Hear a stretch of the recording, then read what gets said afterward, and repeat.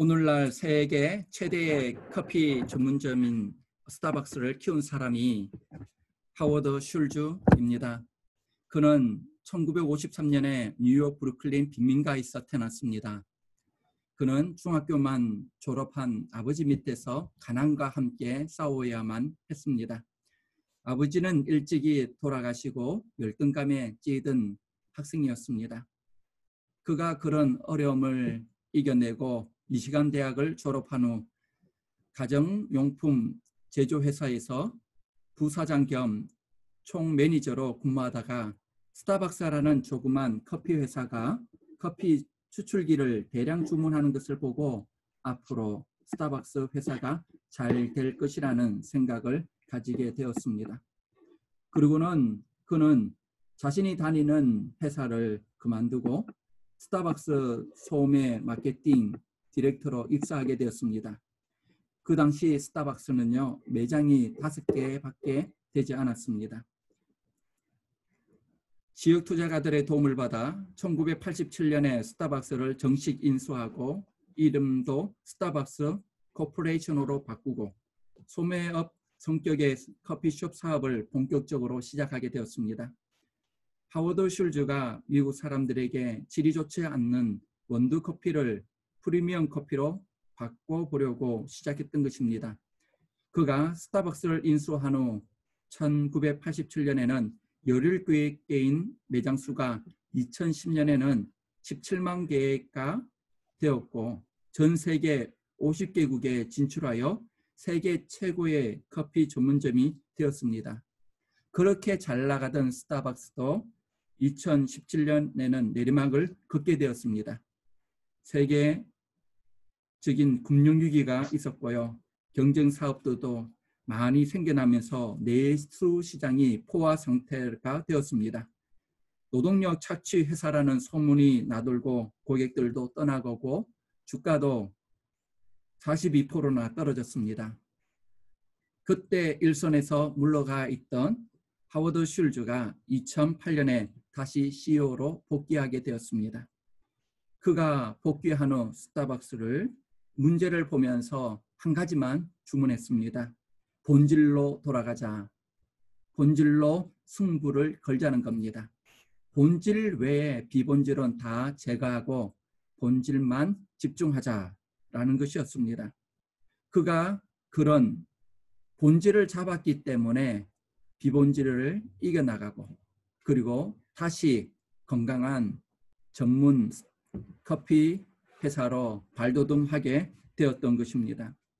제가 왜 여러분에게 스타벅스 얘기를 할까요? 오늘 말씀해 보면요. 제자들이 예수님께 어떻게 기도하는지를 묻고 있는 겁니다. 예수님께서 말씀하시는 것이 바로 기도에 대한 본질입니다. 저와 여러분이 기도 생활을 하더라도 본질을 붙잡을 수 있어야 합니다. 지난 시간에 제가 여러분에게 우리는 영적 리더자들이라고 말씀드렸습니다. 영적인 리더자는 무엇보다도 기도를 할 수 있어야 되는데요. 기도의 본질을 붙잡을 수 있어야 합니다. 어떻게 하면 능력 있는 기도 생활을 할 수 있을까요? 다시 말씀드리지만 꼭 먼저 붙잡아야 될 것이 본질을 붙잡아야 한다는 겁니다. 11장 2절에서 4절까지 보면 예수님께서 제자들에게 가르쳐 주시는 주기도문이 나옵니다. 기도의 최고의 대가이신 예수님께서 말씀해 주시는 것입니다. 안소니 라빈슨이 쓴 책 내 안에 잠든 거인을 깨우라 라는 책이 있습니다. 이 책에 보면은 사람들은 다 내 안에 거인들이 있다는 겁니다. 천재도 자신 안에 있는 것들 10가지 중에 7가지도 다 쓰지 못하고 세상을 떠난다고 합니다. 우리의 기도 생활은 바로 우리 안에 있는 잠든 나를 거인을 깨우는 것입니다. 제자들은 이미 2년 6개월 동안 예수님을 따라다녔습니다. 2년 6개월이 지난 후에 예수님에게 묻는 겁니다. 예수님의 사역의 원동력은 어디에 있을까? 자세히 보니 예수님의 기도 생활에 있는 겁니다. 예수님께서 세례를 받으실 때 기도하신 때에 하늘 문이 열리고 하나님의 음성이 들렸습니다. 이는 내 사랑하는 아들이요 내 기뻐하는 자라.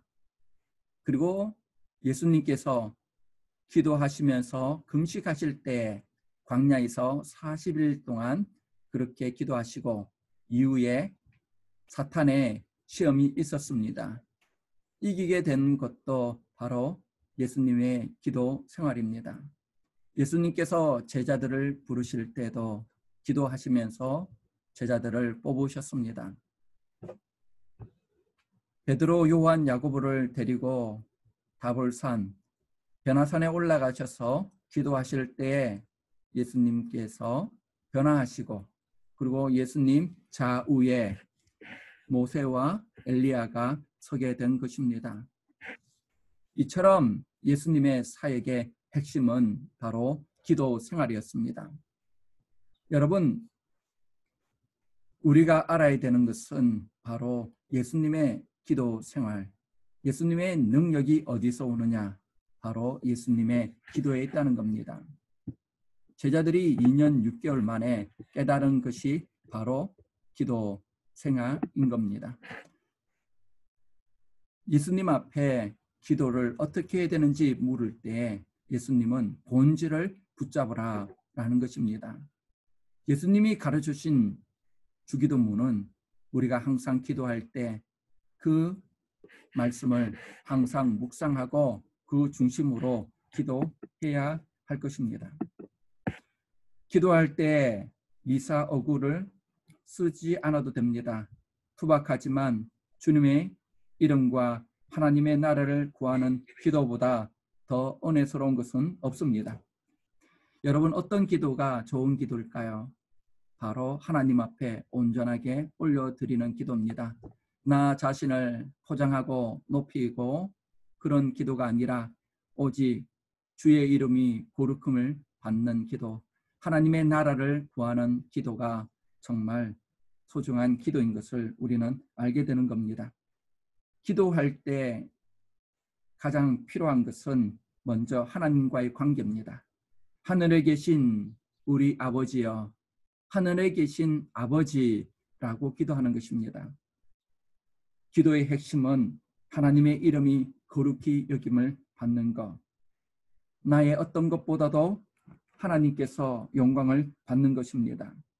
예수 믿는다고 하면서 우리는 욕심을 부릴 때가 있고 정직하지 않고 겉과 속이 다르면서 예수 믿는 사람으로서 매력을 느끼지 못할 때가 있습니다. 오히려 솔직하고 진솔하게 하나님과 사람 앞에서 나의 허물을 고백하며 나아갈 때 오히려 실수하더라도 그것이 돌아보면 허점이 아니라 더욱 매력적일 수가 있는 것입니다. 기도할 때 가장 핵심되는 내용은 하나님의 나라를 구해야 합니다. 하나님의 나라는 하나님의 통치입니다. 그 다음에 우리에게 필요한 것을 구해야 합니다. 일용할 양식을 위해서 기도해야 합니다. 일용할 양식이라는 것은 필요한 양식이라는 뜻입니다. 누가복음에 보면은 일용할 양식을 수식하는 단어가 있죠. 날마다라는 단어입니다. 여러분, 솔직하게 날마다 일용할 양식을 구하며 살아가십니까? 우리가 기도하는 것을 보면 일용할 양식이 아니라요, 적어도 내일 거 아니면 미래를 향해서 우리는 기도하고 있습니다. 저와 여러분 가운데 일용할 양식이 없어서 굶주리는 분이 계십니까? 이스라엘 백성들이 40년 동안 광야 생활을 하며 지냈습니다. 그곳에서 그들을 훈련시키신 것은 한 가지입니다. 사람이 떡으로만 사는 것이 아니요 하나님의 입에서 나오는 모든 말씀으로 사는 것이라. 하나님께서 이스라엘 백성들에게 날마다 만나와 메추라기를 주시겠다고 말씀하셨습니다. 그런데 이스라엘 백성들은 날마다 만나와 메추라기를 구하는 것이 아니라 오늘 메추라기와 만나를 보면서 내일을 생각하면서 저축하고 저장하며 텐트에 가져오게 되었습니다. 그것이 오히려 썩게 되고 벌레가 생기게 되는 것이죠. 그들이 40년 동안 날마다 훈련받는 것은 사람이 떡으로만 사는 것이 아니라 하나님의 모든 말씀으로 말미암아 사는 것을 깨닫는 겁니다. 저와 여러분 가운데 우리가 구해야 될 것이 무엇입니까? 바로 날마다 하루의 양식을 구하며 나아가는 것입니다. 내 것이라고 주장하지 마시고 하나님 앞에 맡겨보세요. 사업하실 때에도 하나님 앞에 맡겨보시기를 바랍니다. 예수 믿는 사람이라면 배려하는 마음이 있어야 하잖아요. 예수 믿지 않는 사람보다 더 욕심을 가지고 자기 것을 챙긴다면 어떻게 예수 믿는 사람의 한계가 날 수 있겠습니까? 이번에 저희 교회에서 쌀을 나눠드렸는데요. 쌀을 받지 못한 가정도 있습니다. 왜냐고요? 다른 사람을 섬기기 위해서 과감하게 자신이 받아야 될 쌀을 다른 사람에게 또 전도용으로 돌리는 것입니다. 어느 교회는 4주 동안 헌금을 코로나 사태로 힘들어하는 이웃교회들 그리고 한국에 있는 교회들로 구제비로 드리는 교회가 있었습니다. 예수 믿는다고 하면 이런 향기 나는 삶이 되어야 하지 않겠습니까? 오늘 말씀은 오늘 족한 줄로 알고 살아야 한다는 겁니다. 우리가 우리에게 죄 지은 모든 사람을 용서하오니 우리 죄도 사하여 주옵소서. 여기서 죄라는 것은 죄의 사기입니다. 빛을 말하는 것이죠. 저를 찾아와서 말씀하시는 분들이 계시는데 대다수 분들이 본인은 억울하다는 겁니다. 나는 문제가 없는데 다른 사람이 오해해서 내가 이런 문제가 생긴다고 말하고 있는 겁니다. 그 말씀을 들어보면 생각드는 것이 이 땅에는 가해자는 없고 피해자만 있다는 것이죠. 사기꾼도요, 돌아보면 자기도 피해자라고 말합니다. 그런데 하나님 앞에 서면 나는 채권자가 아니라 채무자라는 겁니다.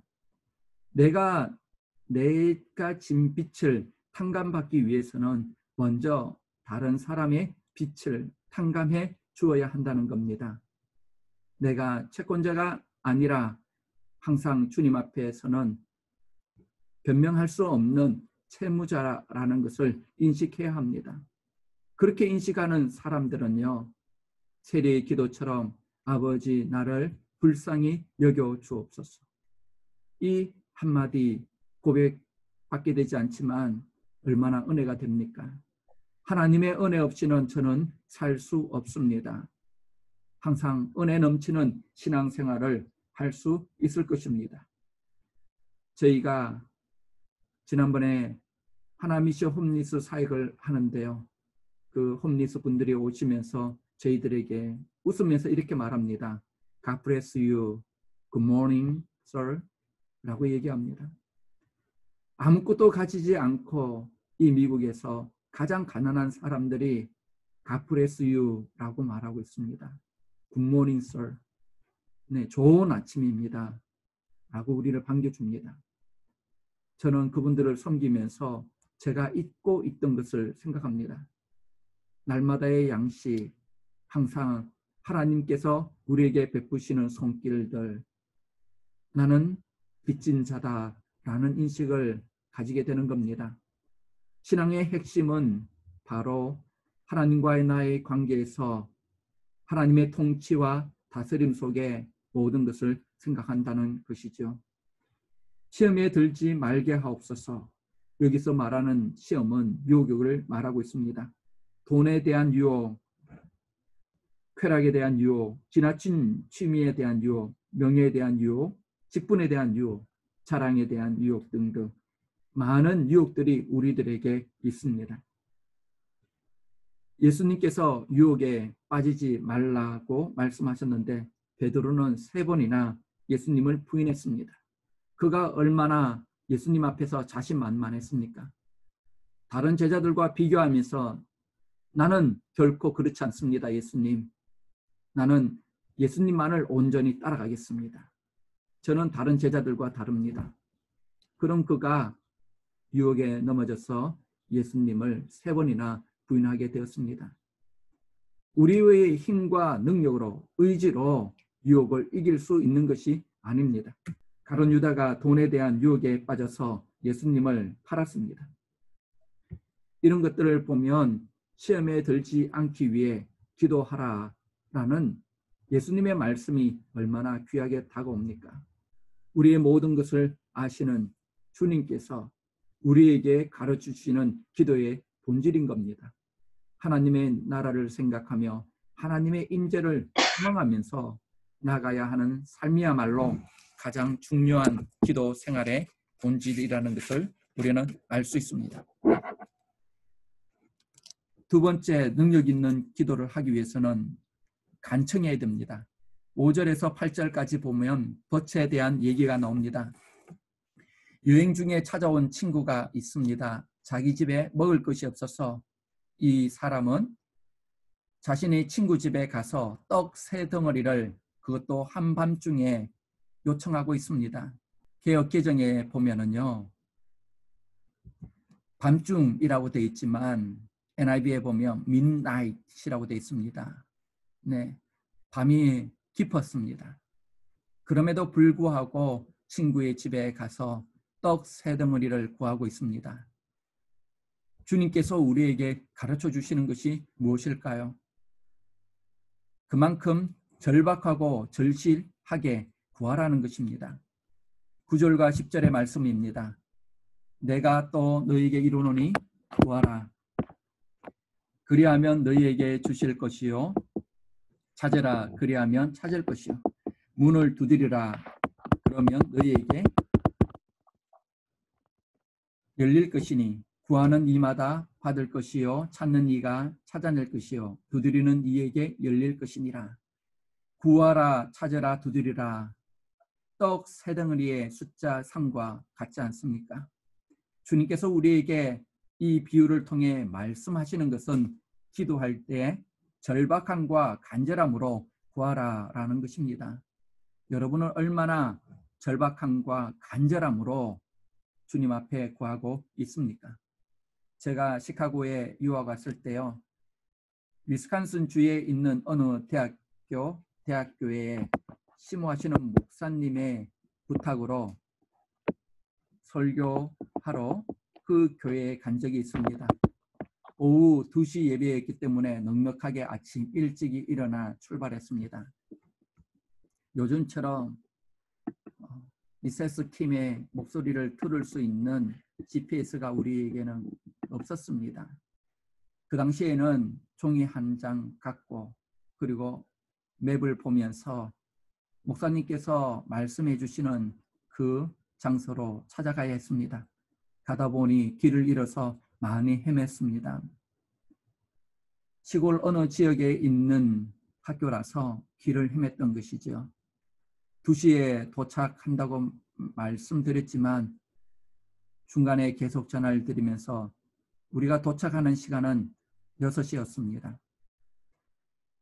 점심 식사를 같이 해야 되는데 같이 하지 못했어요. 저희가 오후 6시에 도착한데 보니까 그 교회 교인분들이, 학생들이 저희들을 기다리고 있었어요. 식사도 하지 못하고 저희들을 위해서 기다리고 있었던 겁니다. 제가 예배를 끝나고 나서 하나님 앞에 죄송스러운 마음이 있었습니다.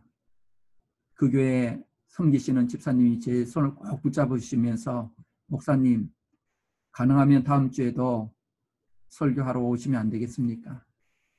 담임 목사님이 옆에 계시는데 저에게 그런 말씀을 하시니까 참으로 무안했습니다.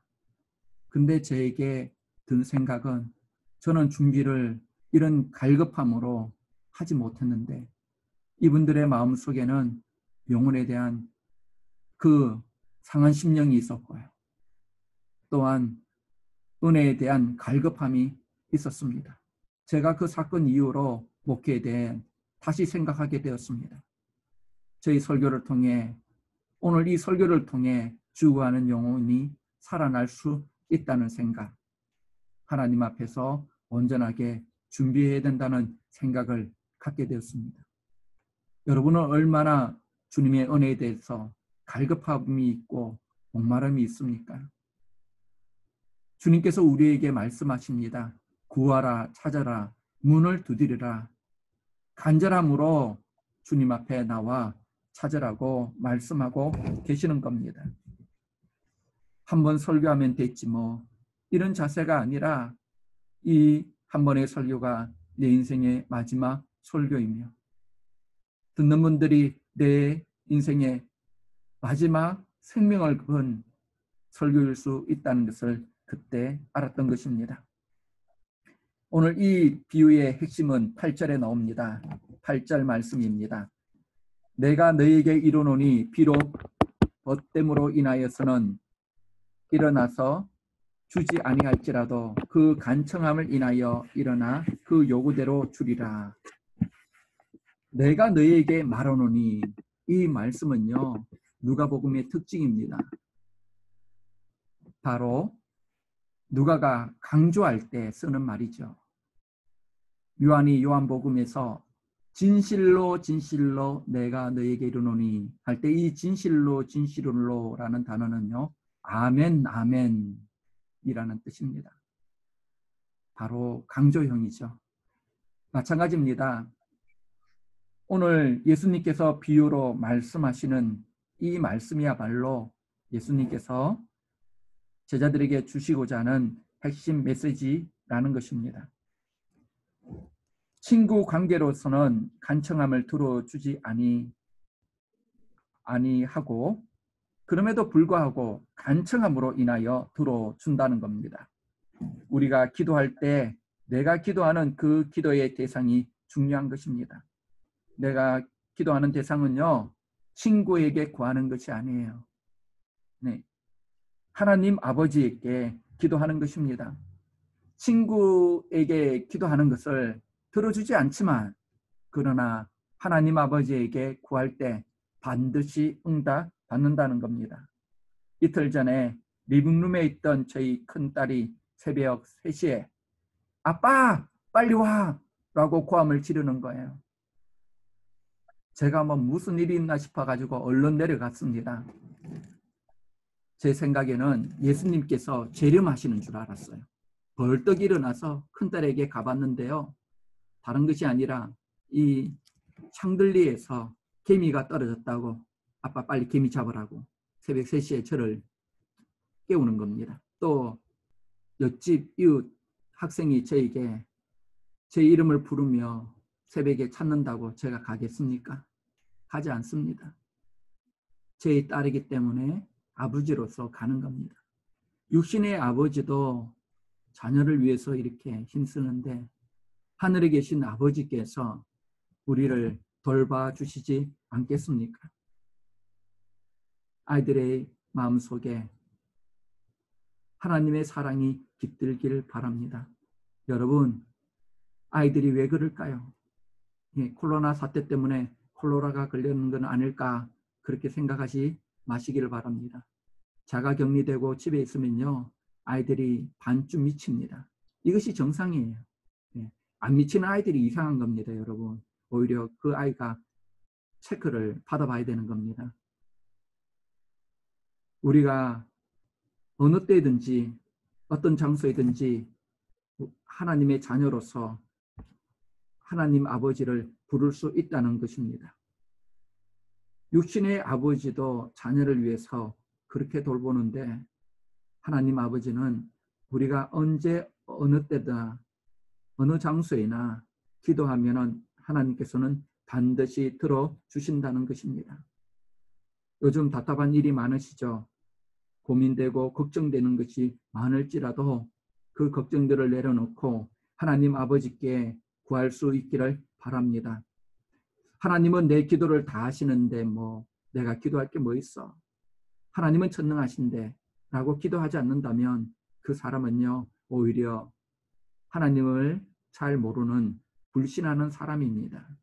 오늘 말씀에 보면 구하라, 찾으라, 문을 두드려라 라고 말씀하시는 것처럼 완벽하게 주님 앞에 간절하게 기도하라라고 말하는 것입니다. 우리가 주님의 아들과 딸로서 주님 앞에 간절함으로 갈급함으로 구할 수 있기를 바랍니다. 교회는 기도하는 장소입니다. 만민이 기도하는 곳입니다. 누구든지 어느 때에 어느 곳에서나 하나님의 이름을 부르며 기도할 수 있어야 합니다. 세 번째로 능력 있는 기도는 성령을 따라 기도하는 겁니다. 8절의 말씀입니다. 8절의 말씀에 보면은요, 하나님께서 내 아버지이시기에 친구로서의 관계는 들어주지 않지만 부자 관계로서 끊임없이 간청할 때 들어준다. 끊임없이 구해라. 때를 쓰면 들어준다. 자녀 이기는 부모 있냐? 그러니까 때 쓰면 된다. 이것이 핵심 메시지일까요? 만약에 그렇게 해석한다면 이 8절의 말씀을 잘못 인용하는 겁니다. 친구로서 간청함을 들어주지 않지만은 그가 간청하는 그 소리로 인하여 내가 들어준다라는 것이 핵심이 아닙니다. 오히려 정반대입니다. 네, 간청하고 떼쓴다 해서 들어주는 것이 아니라는 것이죠. 이 8절의 말씀을 더 분명하게 해석하기 위해서는요, 전후 문맥을 살펴봐야 한다는 겁니다. 누가복음 2절부터 4절까지 보면 예수님께서 가르쳐 주시는 주기도문이 나옵니다. 바로 핵심 메시지죠. 우리가 기도할 때 우리가 원하는 대로 기도하는 것이 아니라 주님이 가르쳐 준 대로 기도해야 한다는 겁니다. 본질을 붙잡고 기도해야 되는데 때를 써서 내가 원하는 것만 떡 세 덩어리만을 구해서는 안 된다는 것을 말하고 있는 겁니다. 그리고 13절의 말씀에 보면 갈급함으로 구하는 자에게 무엇을 주는지 그 내용이 기록되어 있습니다. 누가복음 11장 13절 말씀입니다. 너희가 악할지라도 좋은 것을 자식에게 줄 알거든 하물며 너희 하늘 아버지께서 구하는 자에게 성령을 주시지 않겠느냐 하시니라. 구하는 자에게 하나님께서 뭐를 주신다고요? 성령을 주신다고 말씀하고 계십니다. 내가 구하는 것은 떡 세 덩어리입니다. 떡 세 덩어리를 달라고 떼쓰지 말라는 것이죠. 떡 세 덩어리를 위해서 구한다면은 이것은 완전 주님의 뜻을 잘못 해석하고 구하는 겁니다. 왜 성령을 주신다고 하십니까? 우리가 주기도문으로 기도하고 주기도문처럼 우리의 삶에서 실천하려고 할 때 내 힘으로 되지 않습니다. 성령의 도우심 없이는, 성령 충만하지 않고는 우리는 살아갈 수 없는 겁니다. 우리가 하나님의 뜻대로 구하기 위해서는 성령 충만함을 받아야 합니다. 출애굽기 33장 17절 말씀입니다. 여호와께서 모세에게 이르시되 너가 말하는 이 일도 내가 하리니 너는 내 목전에 은총을 입었고 내가 이름으로도 너를 알미니라. 너가 말하는 이 일도 내가 하리니. 하나님께서 모세에게 말씀하셨습니다. 너가 기도하는 거 내가 하리라. 그때에 모세가 구했는 것이 무엇입니까? 하나님께서 모세에게 너가 구하는 거 내가 다 들어주겠다라고 말씀하시는데 모세가 구했는 것은 무엇입니까? 여러분은 무엇을 구하시겠습니까? 오늘 이 아침에 하나님께서 너가 구하는 거 내가 들어주겠다라고 말씀하시는데 여러분은 무엇을 구하시겠습니까? 출애굽기 33장 18절입니다. 모세가 이르되 원하건대 주의 영광을 내게 보이소서. 모세가 하나님께 구한 것은요, 세상의 떡 세 덩어리가 아닙니다. 주여 나에게 하나님의 영광을 보여주옵소서. 주님, 저에게 능력을 주시고 주님의 임재를 갈급합니다. 주님, 주님의 영광을 구하오니 보여주옵소서. 주님, 우리가 구해야 될 게 무엇입니까? 우리는 이렇게 물어봐야 됩니다. 모르면 물어봐야 됩니다. 모세처럼 우리가 정말 절실하게 간절하게 목마름으로 구해야 될 것은 하나님의 임재입니다. 하나님의 나라가 내 가운데 충만하게 채워지기를 우리는 구해야 합니다. 하나님과의 친밀한 관계를 우리는 소망해야 됩니다. 이것이 바로 기도의 본질인 겁니다. 오늘날 교회는 무엇을 구하고 있나요? 떡 세 덩어리가 아닌가요? 저도 말씀을 준비하면서 하나님 앞에 회개했습니다. 내가 구하는 것이 무엇인가? 오히려 교회 렌트비가 아닌가? 라는 생각을 하게 되었습니다. 여러분, 그런 것들은 주님 앞에 맡기고 우리가 정말 구해야 될 것은 하나님의 임재인 것입니다. 하나님의 임재를 구하지 못하고 오늘날 교회와 성도들이 떡 세 덩어리만은 구하고 있으니까 하나님께서 역겨워하시는 겁니다. 지겨워하시는 겁니다. 어느 학부모님들이 어떻게 해서든지 내 아이가 좋은 대학에만 들어갈 수 있다면 되는 줄 알고 가짜 이력서를 만들고 수상 경력을 만들기도 합니다. 떡 세 덩어리를 위해서 살아가는 것이죠. 그런 부모 밑에서 자녀들이 어떻게 자라겠습니까? 자신이 구하는 것이 무엇인지 모르고 구하는 겁니다. 자녀를 해야 하는 뱀과 정갈이라는 것이죠. 우리가 구해야 되는 거 가장 좋은 것이 무엇인지 하나님은 알고 계시는 겁니다. 우리가 정말 구해야 되는 것은 하나님의 임재고 하나님의 영광입니다. 그것을 받기 위해서 성령의 충만함을 우리는 구해야 한다는 겁니다. 이 누가복음의 후속편이 사도행전인데요. 사도행전 1장 14절 말씀입니다. 여자들과 예수의 어머니 마리아와 예수의 아들과 더불어 마음을 같이하여 오로지 기도에 힘써더라. 주님이 가르쳐 주신 대로 그들이 함께 모여서 기도에 힘썼습니다. 그들이 무엇을 구했을까요? 바로 성령의 충만함을 구했던 것입니다. 마가의 다락방에 그들이 함께 모여서 120명이 넘는 문도들이 함께 기도했을 때 그 기도의 장소 가운데 오순절에 성령의 충만한 역사가 일어났던 겁니다. 성령의 능력이 그들에게 덧입혔을 때 교회가 태동하게 되었던 겁니다. 하나님께서 우리에게 말씀하시는 것이 무엇입니까? 떡 세 덩어리를 구하지 말라는 겁니다. 오히려 하나님 앞에 구해야 될 것은 바로 성령의 도우심을 구해야 됩니다. 우리가 잘못된 것을 구하기 때문에 말라기에 보면은 하나님께서 말라기 선지자를 통해서 말씀하시는 것이 누군가 내 성전문을 닫았으면 좋겠다라는 것입니다. 누군가 성전의 문을 닫아줬으면 좋겠다. 지금 교회가 문이 닫겠습니다. 떡 세 덩어리만 구하는 교회들을 향하여 누군가 문을 닫았으면 좋겠다라고 주님께서 절규하고 계시는 겁니다. 우리가 정말 구해야 될 것은 떡 세 덩어리가 아니라 성령의 충만함을 구해야 됨에도 불구하고 오늘날 교회와 가정과 산들이 내 떡만을 구하고 내 이름만을 날리려고 하고 내 명예만을 구하고 있고 잘못된 것을 구하고 있고 직분만을 구하고 있으니까 본질을 붙잡지 못하고 비본질을 붙잡고 있기 때문에 주님께서 절규하면서 문을 닫고 계시는 겁니다. 저와 여러분 가운데 주님의 이 절규가 들릴 수 있기를 바랍니다.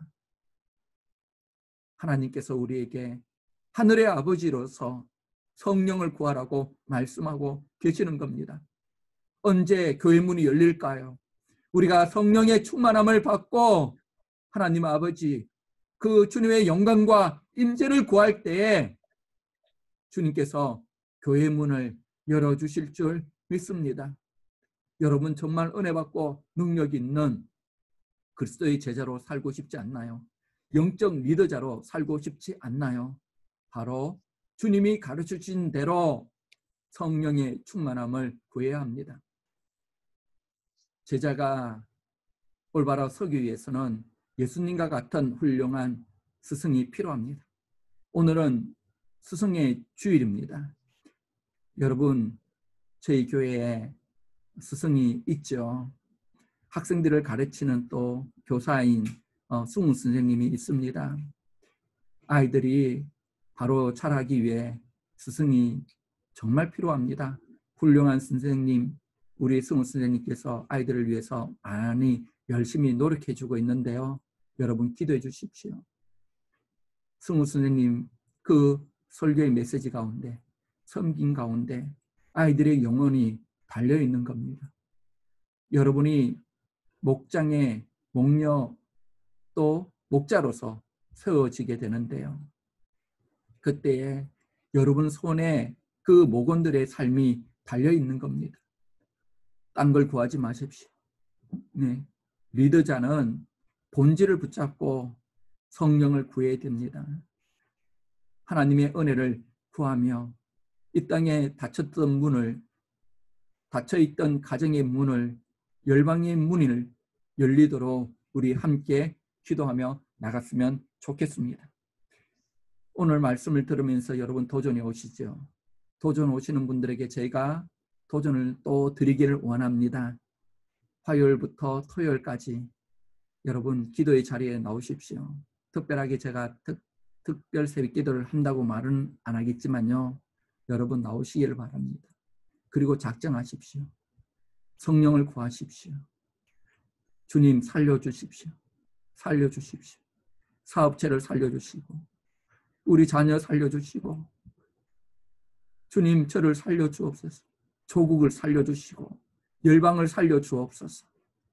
이 간절함으로 하나님 앞에 본질을 붙잡고 나아가서 기도할 때 주님께서 저와 여러분에게 성령을 부어 주실 줄 믿습니다.